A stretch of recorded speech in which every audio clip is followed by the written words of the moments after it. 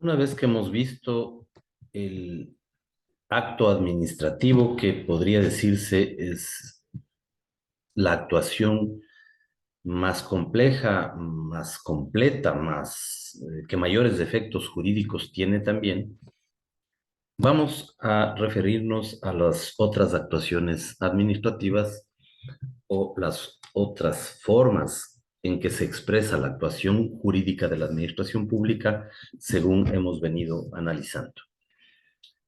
Me referiré entonces a continuación al acto de simple administración. Vayan diferenciando la terminología, por favor. Acto administrativo, el anterior; acto de simple administración, el que vamos a ver a continuación. Este tiene que ver, y permítanme que quiero ir pasando las diapositivas. Este está definido en el artículo 120 del Código Orgánico Administrativo. Allí tienen ustedes el concepto como acto de simple administración a la declaración unilateral de voluntad. Miren ustedes, vayan identificando, vayan estableciendo las semejanzas entre las actuaciones, entre las diferentes actuaciones. Ahora estamos viendo acto de simple administración como una declaración unilateral de voluntad. Esto está muy parecido al acto administrativo, es igual, diríamos, al acto administrativo. Pero aquí miren cómo continúa. Esta declaración es interna dentro de la administración o entre los órganos de la administración. Se parece también en cuanto a que es efectuada en ejercicio de la función administrativa, y aquí va a producir efectos jurídicos solo individuales. Esos efectos jurídicos individuales se producen de manera indirecta, de forma indirecta, no de forma directa como sí lo hace el acto administrativo, una decisión que resuelve un ascenso de categoría de una persona, por ejemplo. Es una decisión individualizada, es una decisión que genera efectos jurídicos a la persona de manera directa. Acá estamos viendo que se trata de que efectivamente produce efectos jurídicos individuales, pero de manera indirecta.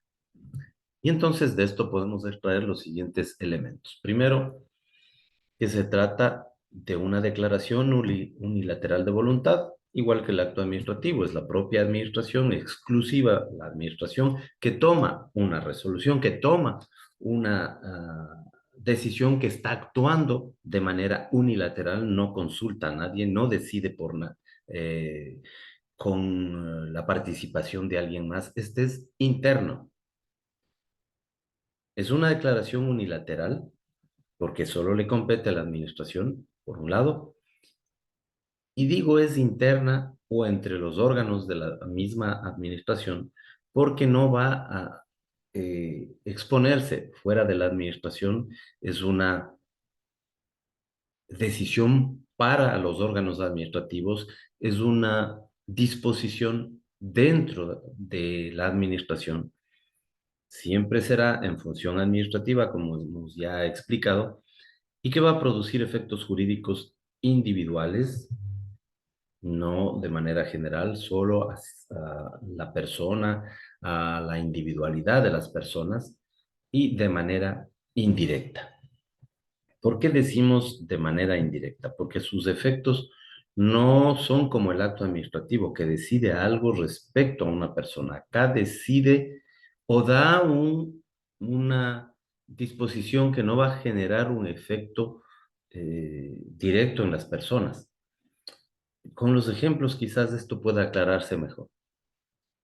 El determinar una instrucción, el dar una orden de servicio o una sumilla. No sé si conozcan de lo que se trata una sumilla, pero para simplificar, una sumilla es una orden que suele darse escribiendo en el texto, en el documento, cuando el documento es físico y la autoridad dispone qué trámite hay que darle, qué resolución hay que darle. Pero esto, como ustedes podrán entender, es solamente una orden para que se haga algo, para que se cumpla algo, es una disposición para que se cumpla algo que tiene que efectivizarse ya, si es que la administración ha resuelto que se dé atención, por ejemplo, a un ascenso de categoría, que es lo que acabo de poner en el ejemplo, porque ha cumplido los requisitos la persona, porque efectivamente ha ganado el concurso para ascender de categoría. Entonces, con una orden se puede disponer o con una sumilla, con un documento o unas letras insertas dentro de un documento que se dice, procédase a elaborar la acción de personal en donde conste el ascenso de esta persona por haber cumplido los requisitos. Entonces, este sería el acto de simple administración.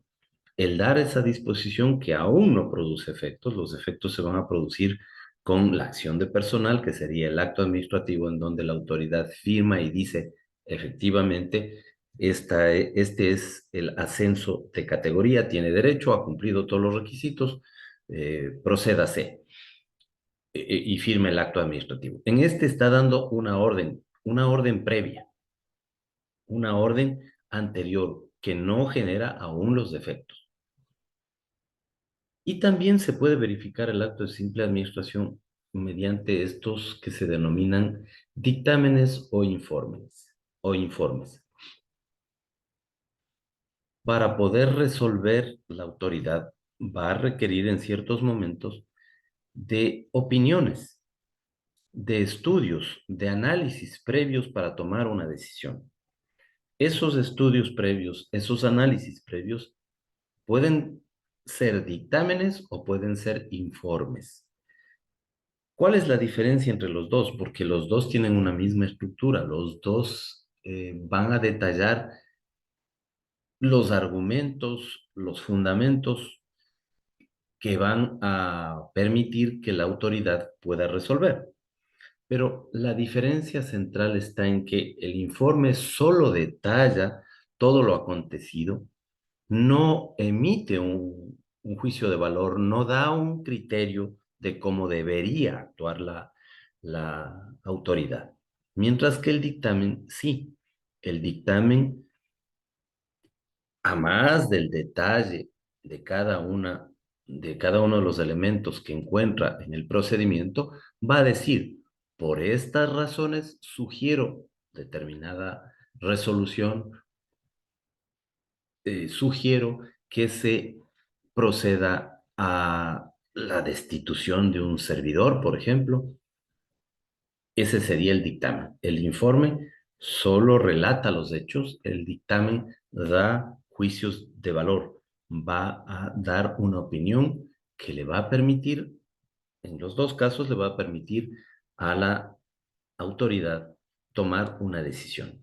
Ahora bien, aún el dictamen no es obligatorio, no es vinculante, como se suele llamar, para la autoridad. No es que le obligue. El dictamen puede sugerir y decir, esto debería ser usted, pero la autoridad no tiene la obligación de cumplir lo que le dice en ese dictamen. Por esa razón es que se llama acto de simple administración. Por esa razón, ese acto de simple administración no genera efectos jurídicos directos. Sí podría generar efectos jurídicos indirectos, porque si el dictamen dice, luego del procedimiento disciplinario, hay que proceder a una destitución porque se encuentran elementos que permiten establecer la responsabilidad del servidor y la autoridad toma la decisión. Al tomar la decisión está cumpliendo con un acto administrativo y resuelve destituir a ese servidor o servidora. Entonces, estamos viendo que el dictamen, en este caso, este acto de simple administración ha servido de elemento para que resuelva la administración. Por eso es que hablamos que tendría efectos indirectos. Mientras que el acto administrativo, que ya sería el que, fundamentándose en ese dictamen, la autoridad toma una decisión y procede a la destitución de la persona, del servidor, entonces estamos hablando que aquí los efectos serían directos y este es un acto administrativo. El acto de simple administración viene a ser previo, son órdenes previas, son actuaciones previas, disposiciones que no son, que no van a generar derechos, que no van a provocar derechos, ni limitar derechos, no van a crear derechos, no van a modificar derechos, ni van a eliminar derechos, como lo hace el acto administrativo. Acá hay criterios, hay opiniones que no resuelven en definitiva una situación vinculada a derechos. Y así como la instrucción, como la orden de servicio o la sumilla, también hay otro tipo de actos de simple administración, como son órdenes de procedimiento internas, como por ejemplo decir en el día de hoy, en los horarios determinados, el personal de limpieza debe proceder a la limpieza del sector norte de la institución, por ejemplo. Esos son actos de simple administración, internos entre los órganos administrativos. Si relacionamos con la universidad, entonces, y refiriéndome para que quede más claro sobre el dictamen o el informe, la universidad va a tomar una decisión respecto a, vamos a suponer, una denuncia contra una estudiante, contra un estudiante, contra un profesor, contra una profesora. Esto debe pasar por un trámite, por un procedimiento. Ese procedimiento va a conocer una comisión especial que va a llevar adelante ese trámite, ese procedimiento, pero que no va a resolver. Una comisión de asuntos disciplinarios. Y al final de todo el trámite, esa comisión va a emitir un dictamen. Un dictamen en el que hará la reseña de todo lo acontecido, de todo lo sucedido durante el trámite, de todas las pruebas que se han presentado, de todos los elementos que existen, y dirá, sugerimos que se libere de responsabilidad, que se absuelva a ese estudiante, a ese profesor, porque no hay mérito para una sanción. Eso podría decir. Y ese dictamen, en el caso de la universidad, se presenta a la máxima autoridad que resuelve estos aspectos, que es el Consejo Universitario. Y Consejo Universitario debe resolver. Ahí sí es un acto administrativo. Ahí va a tomar una decisión sobre derechos. Si sanciona a esa persona o no sanciona a esa persona. Y puede acoger ese dictamen, que es acto de simple administración, como no puede acogerlo, no es obligatorio. Y por lo mismo puede decir, sí, acogiendo el dictamen, entonces libérase, se absuelve a la persona que ha sido denunciada. O, al contrario, no estamos de acuerdo con el dictamen presentado y por los argumentos que tendrán que evidenciarse en el acto administrativo, por los argumentos, por los elementos de hecho y de derecho que puedan determinarse, entonces va a tomar la decisión de dejar de lado el dictamen y proceder a una sanción. Eso podría ser. Miren entonces ustedes que el acto de simple administración es un acto interno que no genera efectos directos, que no puede generar una disposición que cree derechos, que elimine derechos, que modifique derechos, pero que pueden servir de antecedente para la toma de decisiones de la autoridad.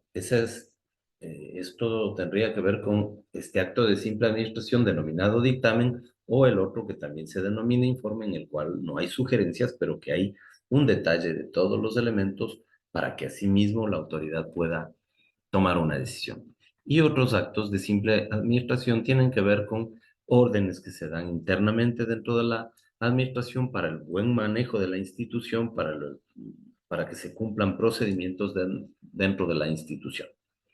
Este sería el acto de simple administración. El contrato administrativo, que es otra actuación de la administración pública, está definido en cambio en el artículo 125 Y aquí miren, ya tenemos una diferencia. Los dos anteriores, acto administrativo y acto de simple administración, tenían que ver con una expresión de voluntad unilateral. Es la administración la que toma la decisión. Acá no. Estamos hablando de contrato y contrato es sinónimo de convenio y convenio es sinónimo de acuerdo. Por tanto, aquí se trata de acuerdo de voluntades. Ya no interviene, ya no decide exclusivamente la administración, aunque tiene las mejores condiciones dentro del contrato, incluso las cláusulas contractuales se llaman exorbitantes porque la administración es la que dirige la contratación propiamente por la protección a los bienes públicos, pero aquí se ponen de acuerdo, un acuerdo entre el, la persona, por ejemplo, que puede ofertar algo para la institución y la institución, que es la que va a recibir o va a adquirir esa oferta que le han presentado. Entonces aquí hay un acuerdo entre partes y que va a producir, obviamente, efectos jurídicos. Es un acuerdo entre quienes, entre sujetos de derecho, entre personas que pueden obligarse. Para resumirlo, para que sea más entendible, entonces se trata de dos personas, de dos sujetos de derecho que van a obligarse mutuamente, dentro de las cuales, y esta es la característica especial del contrato administrativo que le hace diferente a cualquier otro tipo de contrato, como un contrato de compraventa entre particulares, es que una de las partes cumple una función administrativa. Va a ser un órgano de la administración que asume la responsabilidad de suscribir un contrato, de llegar a este acuerdo de voluntad con otra parte que seguramente será un proveedor de servicios o de bienes. Si, siguiendo el esquema que les he presentado anteriormente, obtenemos los elementos, aquí, a diferencia de los anteriores, en esta actuación hay acuerdo de voluntades, hay una intervención bilateral, ya no unilateral. Intervienen dos voluntades que van a generar efectos jurídicos. Esas voluntades son sujetos de derecho, están con capacidad para obligarse y una de ellas va a ser siempre va a cumplir una función administrativa. Va a tratarse entonces de una administración pública. Y concretamente entonces vamos a ver que efectivamente se trata de contratos en los que va a intervenir la administración pública con particulares que pueden ofertar, básicamente con particulares, puede haber también con otras instituciones del sector público, pero que van a ofertar algún servicio o algún bien. Para este propósito, aunque esto no nos correspondería entrar en todo el análisis, voy a dejarles mencionados algunos elementos nada más. Y es que existe para los contratos administrativos leyes específicas que funcionan dependiendo de la materia. Si se trata de hidrocarburos, hay una ley que establece cómo deben realizarse las contrataciones de hidrocarburos.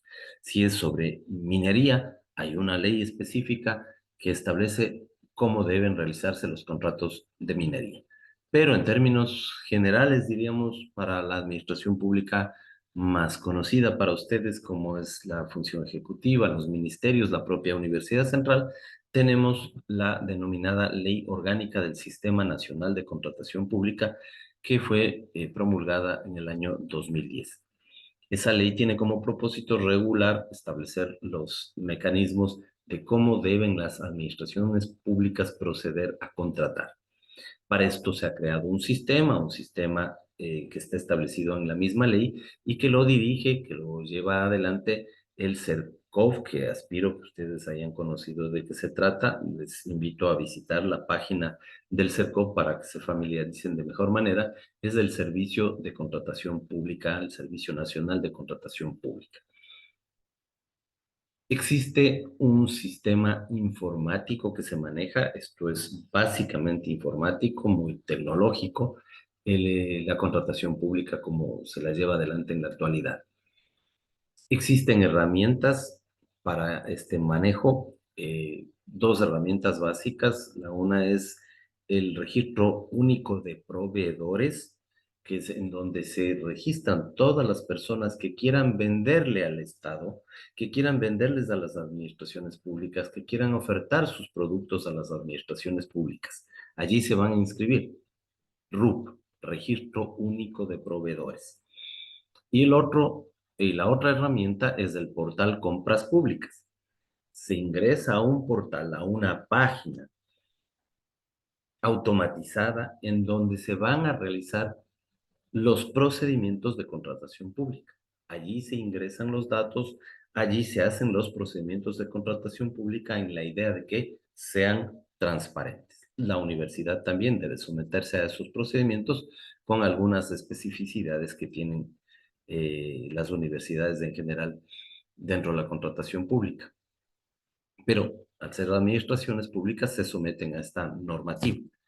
Existen procedimientos que tienen que ver o que se realizan en función de los montos en los que se va con los que se va a contratar, dependiendo de un porcentaje que está relacionado con el presupuesto general del Estado, va a ser las formas, los procedimientos en los que se va a contratar. Podremos hablar de procedimientos para la adquisición de bienes y para también para adquirir servicios por parte de las administraciones públicas. Hay procedimientos de consultoría, variados procedimientos de consultoría dependiendo del monto. Hay los procedimientos llamados dinámicos, procedimientos como la compra por catálogo, por ejemplo, como se compra regularmente eh, prendas de vestir en línea, así más o menos pueden comprar las administraciones también por catálogo de lo que está ofertado y lo que está calificado en el portal Compras Públicas que acabo de mencionarles. Hay también el procedimiento llamado subasta inversa, que como el nombre lo indica es una subasta al revés de lo que regularmente se realiza. Siempre se subasta en para, digamos, en las actividades civiles se subasta o las subastas se realizan al que mejor paga. Acá es al revés. Es una subasta al revés, llevada tecnológicamente, desde luego, y que eh, oportunamente en el procedimiento de subasta se le entregaría el contrato, se suscribiría el contrato con la institución o empresa o persona que presentó la menor oferta. Subasta inversa. Son procedimientos dinámicos. Hay también contratación de menor cuantía, de ínfima cuantía y también procedimientos cuando los presupuestos son más altos, licitaciones. No quiero entrar en todos los detalles, les estoy dando un conocimiento muy general de cómo funciona el sistema nacional de contratación pública. Sí, a breves rasgos, no es parte de nuestra materia, pero ya que topamos el contrato administrativo, me parece lógico hacer por lo menos una mención. Contrato administrativo, nuevamente para resumir, expresión de voluntades que va a generar efectos jurídicos y que está elaborado, suscrito ese contrato entre sujetos que tienen derechos, que tienen capacidad para obligarse, uno de los cuales, uno por lo menos, va a ser representante, diríamos así, de la administración pública. Esto es lo que debe entenderse. Si tenemos un contrato de esa naturaleza, estamos hablando de un contrato administrativo. La Universidad Central va a intervenir en contratos administrativos cuando adquiere, por ejemplo, escritorios para las aulas de la Facultad de Ciencias Administrativas. Va a seguir un proceso de contratación pública, va a seguir un procedimiento utilizando las herramientas que están determinadas por la ley en mención y finalmente suscribirá un contrato. Y la universidad, al ser parte de la administración pública, es uno de esos sujetos que intervienen en el contrato y por lo mismo la denominación en este caso del contrato será de contrato administrativo. Es bueno también dejarles mencionado que es posible la mediación y el arbitraje como mecanismos de solución de los conflictos que en los contratos pudieran presentarse entre la administración pública y quienes han ofertado y han logrado suscribir un contrato, pudieran presentarse conflictos. Está autorizada la posibilidad de estas dos herramientas de solución de problemas, de solución de conflictos que se denominan mediación y arbitraje. Creo que oportunamente les he explicado en qué consiste la mediación y qué consiste el arbitraje cuando expliqué las funciones del Estado, así que espero que comprendan de qué se trata esta parte. El hecho administrativo, miren ustedes que por su propio nombre van a poderlo comprender, se trata de actividades, hechos, acontecimientos que lleva adelante la administración. El artículo 127 nos trae la definición, el artículo 127 del COA, indicándonos que se trata de toda actividad material. Entonces, actuación de la administración desde el punto de vista material que se expresa o que se traduce en operaciones técnicas o actuaciones físicas. Siempre diremos ejecutadas en ejercicio de la función administrativa, esto para que quede claro que se trata de actuación propia de la administración, que va a generar efectos jurídicos directos o indirectos, y pudiera existir o no un acto administrativo previo a ese hecho jurídico. Expliquemos de mejor manera, con más detalle, siguiendo la misma línea anterior. Estos serían los elementos del hecho administrativo. Se trata de una actividad material que se expresa, que se traduce en operaciones técnicas o actuaciones físicas, que podrían ser la conexión del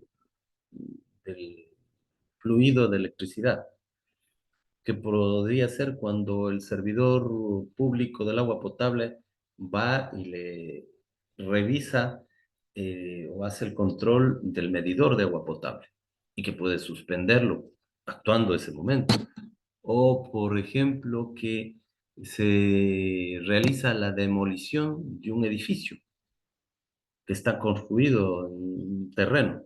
Se expresa esto, entonces son actuaciones físicas.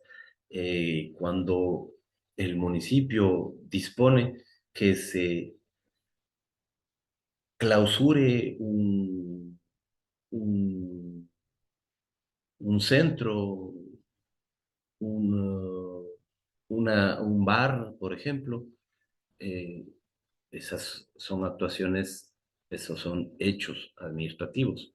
Cuando el SRI o los funcionarios del SRI llegan y ponen clausurada a una determinada empresa a un restaurante, a un bar, etc. Esas son actuaciones físicas, son actuaciones, actividades materiales. Eh, Pueden ser operaciones técnicas, cuando hay actividades, por ejemplo, relacionadas con mediciones de terreno, cuando son actividades realizadas, por ejemplo, para verificar las condiciones del alcantarillado, etcétera. Hechos, acontecimientos, a eso se refiere. Que realiza la administración en función administrativa, evidentemente, y que va a producir algún efecto de orden jurídico, que puede ser directo o no puede ser directo, porque a lo mejor esa actuación le genera un problema porque se corta el servicio de electricidad, el servicio de agua potable. Hay efectos mm, jurídicos inmediatos. Puede haber un acto administrativo previo, es decir, la orden que diga, en virtud a que la persona no ha cumplido con el pago de los correspondientes impuestos, una vez verificados todos los antecedentes, se elabora el acto administrativo en los términos que ya hemos analizado y se emite la orden y se dice, procédase a la clausura del local. Entonces, el acto administrativo es el que genera el efecto, el que da la disposición. Puede haber ese acto administrativo que se lo cumple y cuando se lo cumple, se lo hace mediante un hecho administrativo que es el acto de clausura. Ese sería el hecho administrativo. Pero puede no tener un acto administrativo previo, puede simplemente de manera directa procederse al cumplimiento de un hecho porque el funcionario público encontró una anomalía, procede, luego informa a la autoridad y la autoridad tomará las decisiones que correspondan. Podrían presentarse hechos administrativos que serían calificados de ilícitos cuando se ha producido el silencio administrativo, que ya voy a explicar más adelante. Si se ha producido un silencio por parte de la institución y por tanto ya no puede la institución actuar en forma contraria a lo solicitado por el administrado, sin embargo, se presentan actuaciones, la administración dispone eh, que de todas formas se clausure el local pese a que hizo una petición anterior la, la empresa, en el ejemplo supuesto que estoy poniendo, y que no le atendieron. Si no le atendieron, se produjo el silencio administrativo y por tanto no podrían actuar en contra de su petición original. Pero sin embargo, se dan disposiciones para que actúe la administración, esos hechos administrativos serían ilícitos. La manera de impugnar el hecho administrativo es mediante una reclamación que se hace ante la misma administración pública y que puede generar reparaciones de distinta índole, reparaciones que son de orden patrimonial, económicas, no patrimoniales, pecuniarias, vinculadas al pago de algún emolumento para compensar el daño producido, reparaciones porque se destruyó indebidamente con la demolición de una vivienda, el hogar de una familia, indebidamente porque el hecho no debía producirse, sin embargo se produjo. Hay que reparar patrimonialmente, hay que reparar esa vivienda, hay que reparar el daño causado y también reparaciones de carácter moral que se traducen en justificaciones, en explicaciones que debe dar la administración por los daños causados a la persona a través de estos hechos administrativos. Me refiero a la última actuación y ya saben ustedes que con estos elementos que les he podido dar, más la lectura que tienen que hacer del Código Orgánico Administrativo, deben desarrollar la actividad práctica experimental que está prevista en el aula virtual. Me refiero entonces a la última actividad administrativa, que es el acto normativo de carácter administrativo. Acto normativo. Ya lo de adicional de carácter administrativo debería sobreentenderse, porque estamos hablando dentro de la administración pública, así que no se conflictúen con la terminología. Es un acto normativo, es un acto que va a emitir normas. De eso se trata. Normas dentro de la administración pública. Es toda declaración unilateral, de acuerdo al artículo 128 del Código Orgánico Administrativo, que se efectúa en ejercicio de la competencia administrativa. Siempre tiene que tratarse de, miren, aquí es una declaración unilateral, pero la toma el órgano administrativo que tenga competencia y va a producir efectos jurídicos aquí de manera general, porque al ser normas, al ser disposiciones, no se las dirige para una persona, se las dirige para todo un conglomerado. No se agota con su cumplimiento porque va a permanecer vigente y los efectos son de carácter directo o de forma directa. ¿Qué elementos, según este concepto?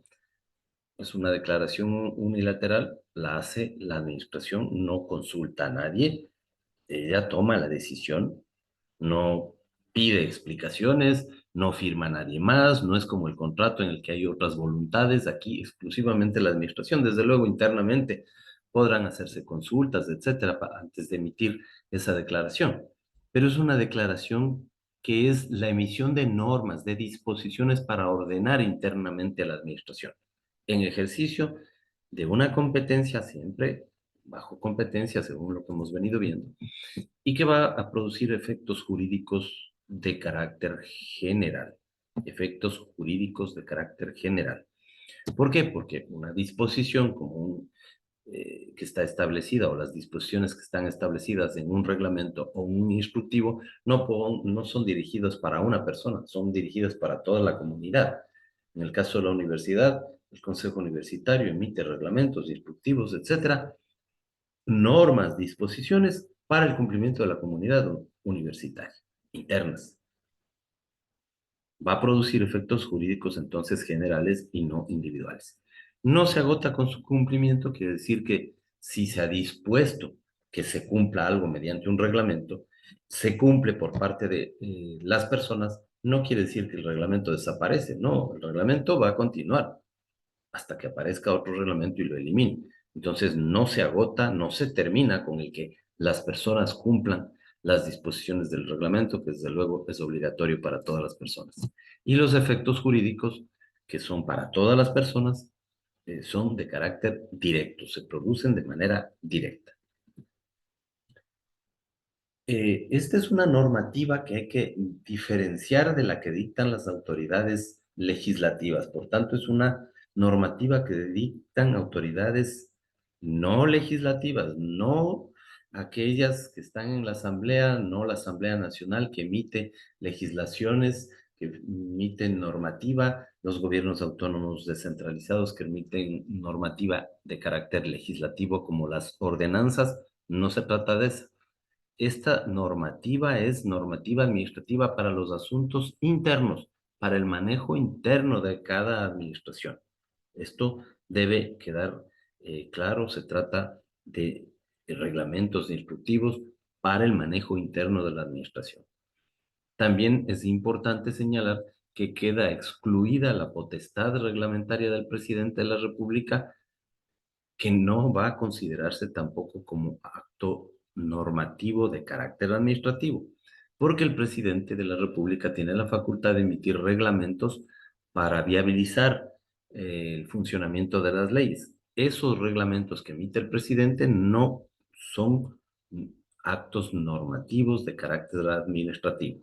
Repito, los actos normativos de carácter administrativo son internos, son para la actividad propia de la administración, para regular sus actos, sus actuaciones dentro de la administración, para emitir disposiciones eh, para la colectividad dentro de esa administración. En el caso de la universidad, pueden ser los reglamentos que se emiten para el cumplimiento obligatorio de estudiantes, de profesores, de servidores y trabajadores. Ese sería un acto normativo de carácter administrativo porque no es legislativo, no son leyes, no son disposiciones en esta eh, idea de legislar, de conducir a de conducir o de emitir una ley propiamente. No son las leyes que emite la Asamblea, no son las ordenanzas que emiten los gobiernos autónomos descentralizados, no son estas son legislativas, pero sí son los actos internos. La propia Asamblea Nacional puede emitir actos normativos para regular la actuación de los servidores de la Asamblea Nacional, por ejemplo. Un reglamento sobre el horario, el cumplimiento de horarios de los servidores de la Asamblea Nacional. Ese es un acto normativo que es distinto al legislativo, aunque emane de la propia Asamblea Nacional. Espero que no haya confusión en lo que estoy explicando. Igual, reitero, queda excluida la potestad reglamentaria del presidente de la República de la consideración de acto normativo de carácter administrativo. Este acto normativo tiene una única vía de impugnación. No se lo puede impugnar internamente como sí se lo puede hacer el acto administrativo, que ya lo vamos a ver, es decir, no se puede oponer al acto normativo, sino exclusivamente por la vía judicial. Ahora, estos actos administrativos tienen estas 6 prohibiciones que están establecidas en la ley, que es bueno que ustedes lo tengan también presente. Ningún acto normativo puede restringir derechos y garantías constitucionales, esto es bastante lógico, evidente. No podría emitirse mediante reglamento aquellas materias que estén reservadas para ser emitidas mediante ley. Lo que debe ser emitido mediante ley conforme ya hemos visto, pues se lo debe hacer mediante ley y no con reglamentos. No pueden las instituciones aprovechar de esa capacidad que tienen como para emitir una normativa y decir, vamos a emitir normas que se las hace por ley. Las que están reservadas a la ley son propias de la ley.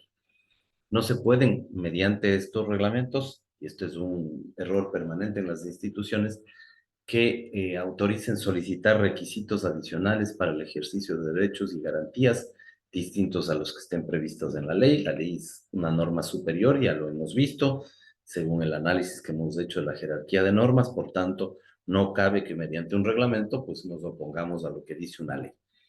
Regular materias que sean asignadas a la competencia de otras administraciones. La administración llamada Universidad Central no podría emitir un reglamento para regular al Ministerio de Salud, por ejemplo. Eso no podría hacerse.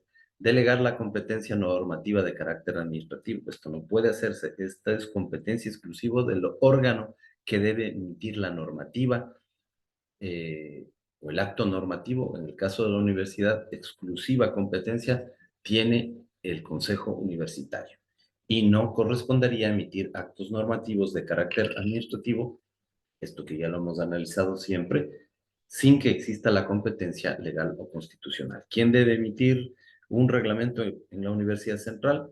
Es Consejo Universitario. No puede emitir reglamentos el decano. No puede emitir reglamentos el rector. No puede emitir reglamentos una comisión, como conozco que se pretendió hacer en días anteriores. No, esta es una atribución exclusiva, la competencia la tiene Consejo Universitario y por tanto esta es una de las prohibiciones que existen para la emisión de los actos normativos de carácter administrativo. Y finalmente hablaré, ya no en esta oportunidad, pero hablaré del silencio administrativo que he venido mencionando de alguna manera, pero que aunque no está dentro del sílabo, no podríamos comprender plenamente si no hacemos una referencia a este, que es digamos, un- una falta de actuación o resultado de una falta de actuación, es decir, va en relación con el tema que estamos tratando. Hemos visto cuáles son las actuaciones de la administración pública, cómo se expresa la administración pública a través de distintas formas de actuar, formas jurídicas de actuar, ¿no? Según hemos visto, acto administrativo, acto de simple administración, hecho administrativo, contrato administrativo, acto normativo de carácter administrativo. El silencio administrativo más bien es un resultado de la falta de actividad de la administración. Deja de hacer algo la administración y por tanto ha quedado en silencio. Esto no existe en todas partes. No existe en todas las legislaciones. Algunos plantean más bien la necesidad de que se elimine, pero en otra legislación existe el silencio administrativo. Creo que voy a abordarlo de una vez, espero no que no quede muy agotadora esta conferencia. En todo caso, mírenlo por partes. Primero el acto de simple administración, luego el contrato, el hecho administrativo, luego el contrato administrativo y así hasta llegar al silencio administrativo, mírenlo por partes. No me voy a demorar demasiado para no agotarles, como digo. Pero el silencio administrativo tiene que ver o está relacionado con el derecho de petición que tenemos las personas y que está consagrado en la Constitución de la República en el artículo 66, numeral 23, revísenlo. Todas las personas, los colectivos, todas las personas de manera individual o de manera colectiva, podemos hacer peticiones a la administración. Y la administración en principio debería atender todas nuestras peticiones, pero no siempre lo hace. Y por tanto, queda en inactividad la administración. Evidencia estar inactiva. Evidencia, incluso podríamos decir negligencia. No da respuesta porque no quiere, porque no lo hace, porque no tiene tiempo. el órgano, etcétera, cualquiera sea la razón, pero ha quedado inactiva y por tanto se ha silenciado. Por eso se llama silencio administrativo. No ha dado respuesta, no ha dado atención. Y esto va a generar un acto administrativo presunto. ¿Qué quiere decir esto? Que va a generarse un acto administrativo que lo vamos a suponer, que lo vamos a imaginar, que lo vamos a presumir, acto administrativo presunto. Hago una petición, la administración no me responde y se produce un acto,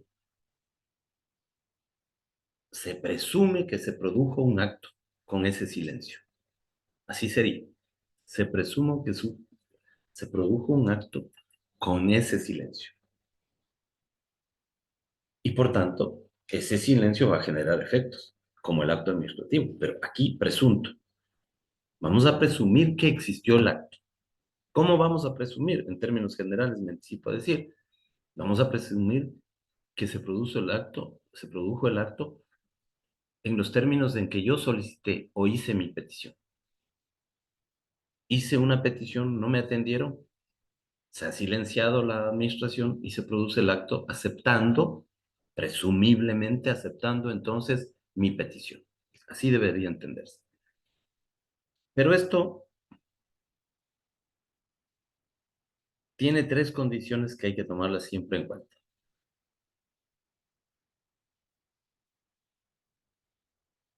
Que la petición que realizamos sea posible de que se realice.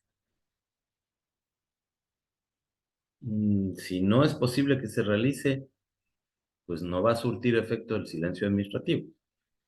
Es decir, yo no podría solicitar, por ejemplo, como profesor universitario, yo no podría solicitar a la autoridad me suba el sueldo, porque pues estoy sacrificado en la universidad, necesito más sueldo y necesito que me suba, aunque no hayan las condiciones ni presupuestarias, ni esté en la norma, ni tenga derecho.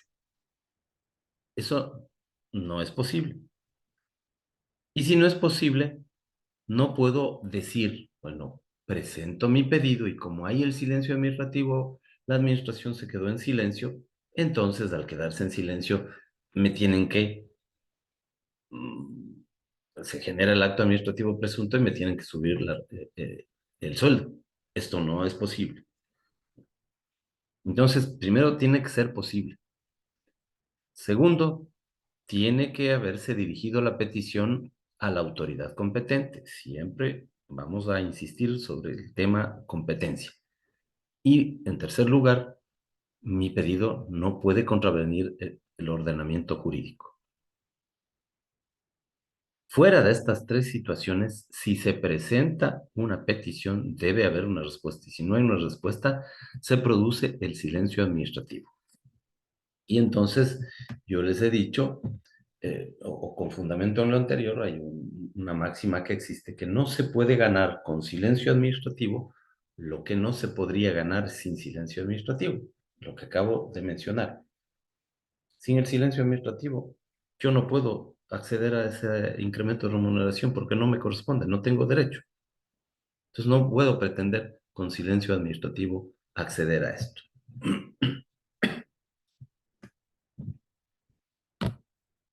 Dame que no me quiere seguir la diapositiva.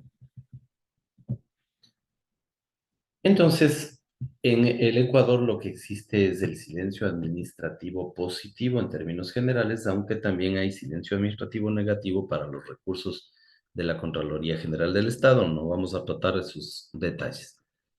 En términos generales, el silencio administrativo positivo quiere decir que frente a los reclamos, solicitudes, pedidos que realicen las personas a la administración pública y que no sean atendidos en el término de 30 días, miren que hay un término para que la administración pueda actuar, porque si no se produce el silencio administrativo, la respuesta debe entenderse como aceptada. Por eso se llama silencio administrativo positivo.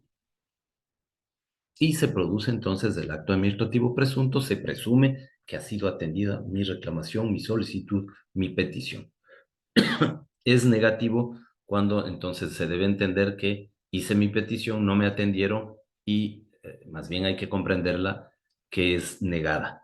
Ese es el silencio administrativo negativo que surte efecto para los recursos que se presentan ante la Contraloría General del Estado. Pero en términos generales, cuando voy a una administración, hago mi solicitud, no me atienden, dentro del término de los 30 días, pues se produce el acto administrativo presunto.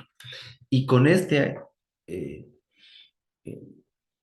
digamos, con este silencio que se ha producido, que me favorecería para poder ejecutar el silencio administrativo, tengo que ir a la vía judicial, tengo que ir ante el Tribunal de lo Contencioso Administrativo, declarar bajo juramento de que no me atendieron, que antes de esto requería de una certificación que hacía más complicado, hoy está algo más simple, se declara bajo juramento que no me han atendido dentro de los 30 días, se realiza una única audiencia y se resuelve, si se justifica plenamente, se resuelve la existencia del silencio administrativo positivo. Y por tanto, no puede haber una resolución posterior contraria a ese silencio administrativo. Si la administración se da cuenta que no atendió oportunamente, que fue un error no haberlo atendido y pretende negar la petición una vez que se produjo el silencio, ya no podrá hacerlo porque esto tendrá el efecto de nulidad, ya no tendrá ningún valor. Entonces, ahí podríamos, digamos, resumir el silencio administrativo. Les voy a pedir que se preocupen de en las primeras clases, apenas retorne, que hayan ustedes podido quizás hacer un resumen de preguntas que me puedan realizar para poder aclarar esto que yo les estoy tratando de explicar. No para abogados, estoy tratando de ser lo más simple en mi explicación, porque ustedes no son abogados, no van a ser abogados, pero necesitan conocer por lo menos los elementos más generales. Así que les pido hacer una serie de preguntas para que cuando esté ya con ustedes nuevamente, presencialmente, me puedan realizar y poderles aclarar cualquier duda que pudiera existir, dado que en esta forma de conferencia no puedo responder. De todas formas, si algo inmediato requieren también de atención, pues ya saben, ustedes me pueden escribir por WhatsApp, por correo electrónico, por la propia aula virtual. Espero haber llegado a ustedes lo más sencillo y ojalá haya sido de su comprensión, temas que son bastante complejos. Allí les dejo unas referencias que he tomado para estas exposiciones, básicamente el Código Orgánico Administrativo, algunos elementos ya del procedimiento de estos dos autores, Moreta y Guerrero. Saludo cordial y afectuoso como siempre, compañeras y compañeros.